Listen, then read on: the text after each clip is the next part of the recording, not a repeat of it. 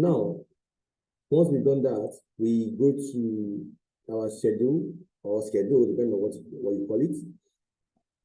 And we do employee schedule. So what it simply means, schedule simply means you want to assign people to different shifts, different time for them to work based on the shift you've created. So you have employee schedule. So this is the test employee you created.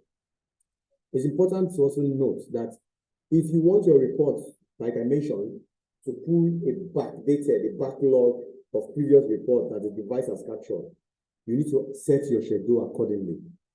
So for example, in this case, let's assume the staff has been clocking in on that device before now, and you want to get a backdated transaction that is on the device to pull the report on Biotime Africa. What I just need to do is I go to the start date and I backdate the start date accordingly. So if you remember, when we are choosing the date of joining, we chose 2020. So I can choose anything from 2020 forward. So let's choose 2022. And this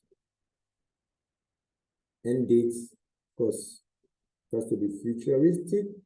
See, as much as you want your end date to end, based on the shift and based on the schedule that the staff is meant to work, right? Okay. So, employee ID chosen. All your employees created right here. Then the shift we are assigning is test session shift.